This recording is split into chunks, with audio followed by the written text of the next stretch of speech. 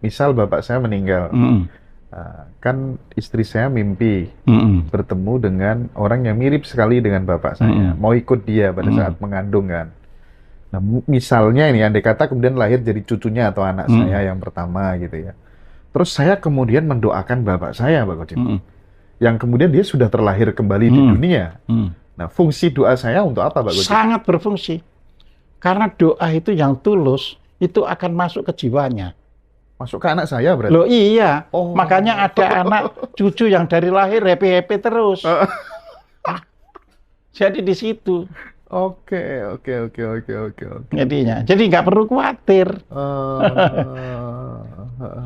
Jadi itu kan kalau kita berdoa tadi adalah pramana kan. Nah pramana masuk ke dia. Gitu loh. Semakin banyak pramana si cucu ini nanti, hidupnya happy-happy. Oh. Gitu ya Pak Kodim ya? Iya. Aduh, baru paham saya Pak Kodim. Keren. Jadi nggak perlu khawatir, waduh sudah lahir. Enggak. Iya. Makanya ada masyarakat yang selalu doakan luhurnya, masyarakat juga tenang. Termasuk bangsa Indonesia. Jadi kembalinya sebenarnya kepada diri mereka sendiri ya Pak Kodim ya? Iya. Jadi coba ya, semua orang ya secara alami melihat bangsa Indonesia itu bangsa yang istilahnya hidupnya itu kok ya happy-happy aja. Padahal nggak punya materi, nggak punya apa. Ya karena biasa kita ada selamatan dong. Nah, kenapa soal kematian ini menjadi sesuatu yang sangat penting untuk saya tanyakan Pak Kodim?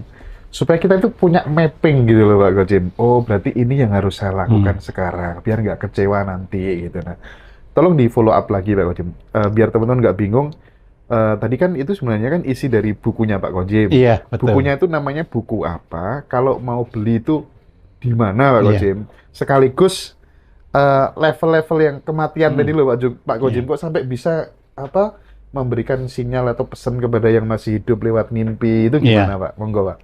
Ya, jadi buku yang menguraikan tentang keberadaan orang di alam kematian itu satu ada di buku Syekh Siti Jenar Makrifat Kasunyatan jilid 1 dan jilid 2 ya.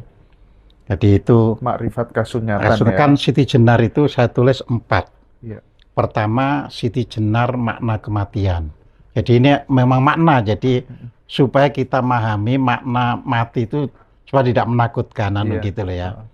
Terus yang kedua nanti makna kehidupan. Makna kehidupan. Ya, yang jadi pertama kematian. Kematian. Ya, karena kalau orang sudah memahami tentang esensi kematian, tidak takut lagi.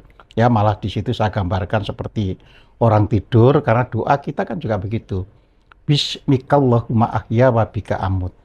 Ya, dengan nama Allah yang ya, menghidupkan dan yang mematikan, atau atas namamu aku hidup dan aku mati, kan seperti itu ya. Nah, jadi di sini kalau orang sudah memahami bahwa hidup itu seperti orang bangun, sedangkan tidur itu seperti mati ya, maka Nabi pun menuntun kan ketika orang bangun tidur kan alhamdulillahilladzi ahyana ba'dama amatana wa ilaihin nusur ya kan. Jadi ternyata begitu bangun itu kita mengatakan ya alhamdulillah segala puji bagi Allah yang telah menghidupkan kami dari mati kami ya kan. Nah, kalau sudah tidak ada lagi ketakutan ya dan sebagainya, ya mana hidup untuk apa saja kan, untuk amalia ya. Maka pada jilid makna kehidupan itu juga sudah ada tingkatan-tingkatan tentang kematian ya. Begitu pula di buku Sunan Kalijogo juga ada. Nah, kedua buku ini merupakan pemahaman tentang kematian di orang Islam tasawuf ya. Sedangkan di buku Weda Sasangka ya, jilid 2 dan jilid 3 yang sudah, karena ada 3 jilid Weda Sasangka itu 1, 2, 3. Nah, di situ saya menguraikan tentang kehidupan di alam kematian itu, tapi berdasarkan ya, pengetahuan leluhur Jawa. Jawa. Ya. Nah, maka karena sama-sama dibahas di alam gaib, kita tidak perlu mempertentangkan. Yang penting adalah kita bisa menarik benang merahnya. Nah, ini cara belajar itu gitu. Yeah. Kalau toh benang merahnya itu toh sama saja, maka kita kan nggak perlu ribut di situ, gitu loh ya. Nah, kalau di alam tasawuf ya saya tidak berbeda dengan yang lain-lain, ya. Maka yang perlu saya sampaikan itu yang di Weda Sasangka, ya. Tadi kan setelah apa itu orang itu meninggal itu masuk ke jagat lokantara. Nah, di jagat lokantara itu bisa hanya dalam waktu 1 sampai 3 hari atau bahkan ribuan tahun. Tergantung, kan gitu kan, perilaku hidupnya. Perilaku lagi ya? Iya, perilaku hidupnya lahir dan batin di dunia ini. Mengapa saya sebut perilaku hidup lahir dan batin? Sebab ada orang lahirnya kelihatan baik tapi hatinya culas. Ya kan? Ya. Tentu ini lebih berat daripada hatinya baik tapi tampilannya agak buruk misalnya. Ya. Walaupun dua-duanya itu mengandung konsekuensi. Ya. Tapi kalau yang lahirnya baik, batinnya culas, jelas seperti di Al-Quran banyak dikatakan seperti debu yang melekat pada batu yang licin, begitu kena hujan, hilang. Pak Kojim, ya. berarti parameter perilaku itu sebenarnya batin. Loh, iya batin. Batin melahirkan yang lahiriah kan gitu kan. Nah, dia senang di hiburan malam, belum tentu batinnya jelek juga, belum tentu. Apanya? Misal gitu kan, akan ada katanya kiai sering main ke hiburan malam segala macam, itu bukan parameter. Belum, kan? kalau dia misalnya tujuannya untuk ngajak. Nah, itu maksud tadi saya. kan. Iya. Oke, lanjut Pak Kojim. Ya, nah jadi kalau orang itu baik, ya kan, dengan mudah. Tentu baik ini kan tadi energinya berapa kita nggak tahu. Pokoknya yang baik itu akhirnya bisa naik keluar dari alam lokantara. Ya. Nah, alam lokantara ini ya sebenarnya gelap, makanya orang disebut ada di alam gelap, alam kan kegelapan. Gitu kan. Kegelapan gitu kan. Nah, masuklah ke alam yang namanya Eka Krida. Eka Krida. Ya. Nah, sudah nggak gelap lagi. Apanya? Sudah nggak gelap lagi alamnya. Nggak gelap lagi, tetapi masih belum enak. Ya kan. Masih kan kelas tidak, dek ya. Iya, masih nggak enak kan gitu kan. Nah, kalau di alam ini orang masih ngurusi dirinya sendiri. Kalau toh dia itu berusaha untuk menampakkan diri kepada yang hidup, itu minta tolong. Jadi bukan dia memberi pertolongan, tapi dia minta tolong. Di alam ini perasaan masih melekat, perasaan dari dunia itu. Enggak, masih dan masih. Di alam Eka Krida itu. Makanya disebut Eka, ya, Krida, ya Krida itu kan kerja. Hari kerja, hari kerja kan. Tapi cuma satu, urusannya masih ingat yang dunia. Eka, kan gitu. Tapi dia butuh makan di situ, enggak? Oh, enggak. Ya, sudah tapi ada, ya? Dia kan butuh apa itu didoakan dan sebagainya untuk energi masuk. Ya? Iya. Jadi di situ. Nah, di dalam Eka Krida ini ya kan orang tentunya berusaha sesuai dengan kemampuan energinya itu berusaha naik, ya kan. Nah, di samping itu semua kemelekatan kan masih ada. Nah, di sini seperti di mimpi. Di mimpi itu kita kan kadang-kadang ketemu hantu, ya kan? Dan kita pun nggak bisa lari, ya kan? Ya. Nah, itu seperti itu. Jadi kita, waduh, ada ini tapi nggak bisa kemana-mana. Nah, terus kita akhirnya kalau tidak tergoda ya, itu bisa masuk.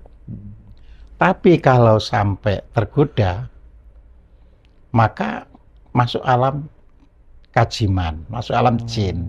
Kalau sampai tergoda, ya, ya hiduplah, ya, ke alam jin malah jadi budaknya para jin. Nah, biar nggak tergoda. Loh itu tadi, jadi orang dididik ya, makanya orang Jawa dulu selalu juga didik. Orang Buddha itu kan ada membacakan itu, ada kitab kematian yang dibacakan.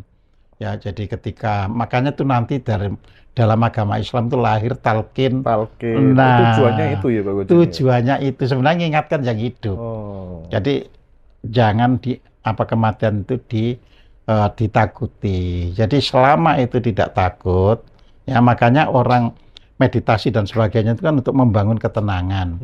Lah, ketika meninggal pun kalau tidak takut ya apapun yang goda kan nggak terpengaruh.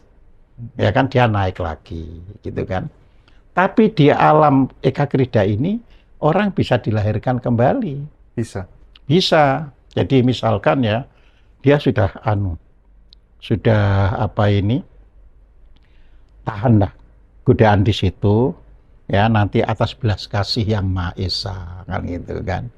Ya, langsung terus dia itu lahir. Nah, godaan itu wujudnya apa Pak Gojen? Oh ya, kadang-kadang ada tawaran ini itu, ngajak. Bisa nggak jelma jadi orang tua kita yang sudah meninggal? Bisa. Itulah yang saya tulis di Sunan Kalijogo, bisa menjelma jadi teman kita, ayah kita, ibu kita, nenek kita, pokoknya semuanya itu bisa.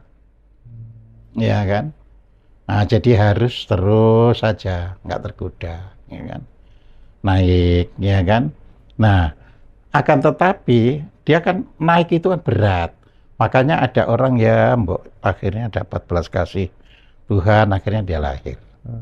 Cuma lahir dari alam Eka Krida itu, ya kan, tidak lebih dari yang hidup kemarinnya itu.